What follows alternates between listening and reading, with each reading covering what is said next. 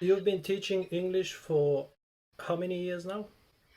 4 years. 4 years 4 years. total. Yes. I see. Yeah.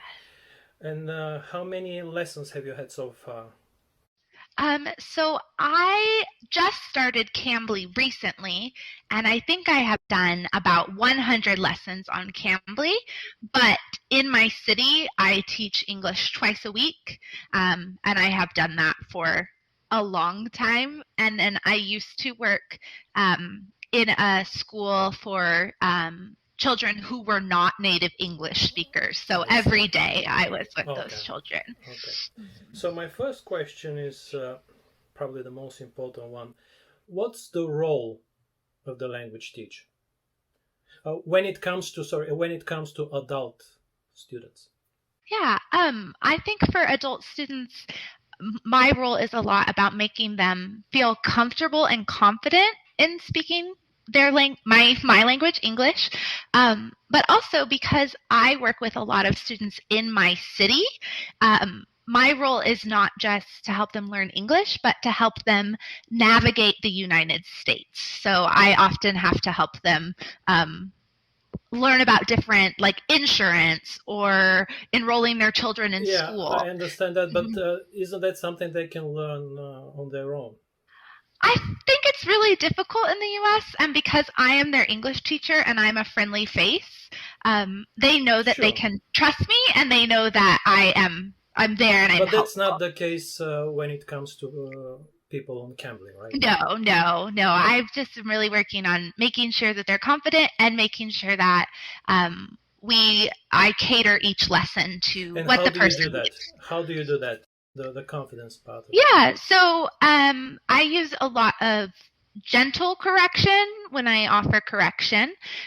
So we'll talk about maybe why something needs to be fixed instead of just constantly interrupting someone and giving them corrections. I want them to be confident speaking and then worry about getting it exactly correct So later. basically, mild mistake correction. Mhm, This is your mhm. main tactic. Okay. So here is Yeah, something. Yeah. And yes. oh, and I like to get them to talk about themselves or to laugh because I feel like when we're laughing and we're joking, it's a more positive environment and they feel more confident. Okay. So here is something I read recently. Mhm. The role of the teacher is to teach the student how to learn alone without a teacher, how to become an independent learner. What do you think about that?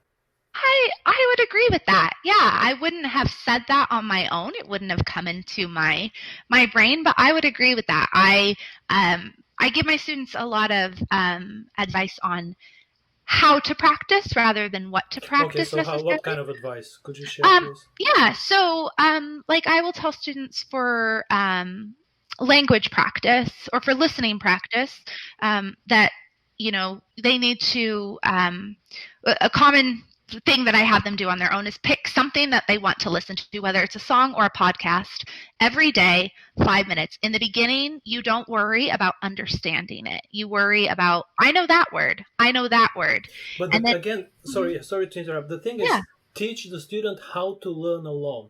Telling them to listen to podcasts or songs, that's okay, but telling them how to learn by themselves. Is Yeah. there any specific Well, advice you give? so I'm not just telling them to listen to a podcast. I'm telling them how to train their brain and what to work on to how to listen. And so that then if they never work with me again, they can find any resource anywhere and continue to improve their English How to because listen. they yes. So in the So how beginning, to listen?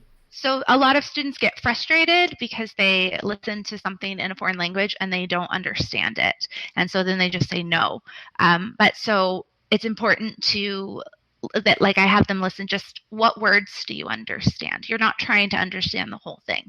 And some things you need to listen to over and over again, but also you can listen to different things every day because if you listen to the same thing over and over, you're going to learn that song or that movie, but you're not going to learn how to listen to other things. Um, Okay. Okay. My next question is: would a native speaker of English pay money to have a conversation with you? I doubt it. I doubt it because So because that because Well, and I think about from a cultural perspective, as an American, I don't think that, and maybe a native English speaker from another country would, but I don't think that that is something that Americans would be Pay money very. to have a conversation with you. Yeah, no, I don't think that's very American. Not just So, American, yeah, a Brit or an Aussie or a Kiwi.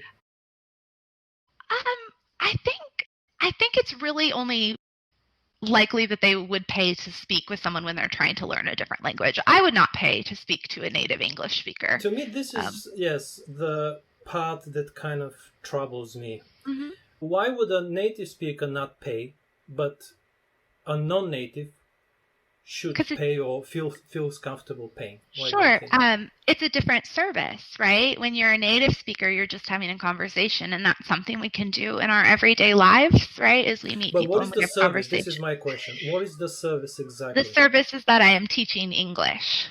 So you are teaching what? You're giving words and grammar or the mistake correction. What is the teaching part exactly? It depends on the students. Some students just want to have a conversation. Some students I provide grammar and vocabulary for certain situations. Some students I do very grammar intensive lessons. But why would somebody pay for an informal conversation is something I don't understand. I do understand that that's their own choice. Yeah, I Nothing think it's against because of the practice and the lack of What is the opportunity. practice It's something exactly? that you want. It's like any other skill. When you use it, you get better at it. So, like, if I wanted to learn how to ride a bicycle or improve riding a bicycle, I could rent a bicycle, right? And I could pay once a week to go ride a bicycle. And I think this is the same, right? I'm I'm not utilizing sure my teachers skill. and bicycles are the same thing, but so you see, I think that's where the difference is. To me, language is a tool for acquiring knowledge. So Sure. when I say, but the thing is, when I say use, I mean acquire knowledge, mean read and listen. Acquire knowledge, not just any knowledge, but something I'm interested in, information I'm interested in. And speaking, I don't think of speaking as use. I think we have different definitions of using language and what getting knowledge would be. Because to me, the important part of a language is speaking to other people, not reading, not listening on your own. Those are important, but I can do that in my native language. I can gather information in my native language. And that's the mistake 99.999% of you make. You gather information through your native language and then go to language schools and try to talk about that very same information in a foreign language. No, it doesn't work that way. You can't gather information in your native language and then talk about it in a foreign language. It's like as if you learn to play your favorite song on the piano, but suddenly you want to play it on the guitar. It won't work. Yes, it is the same song, but in a different sound. The instrument you use to play a certain song should match the instrument you use to learn it. The language you want to speak should match the language you use to acquire knowledge. Language is a tool for acquiring knowledge. Speaking is a byproduct of knowledge acquisition.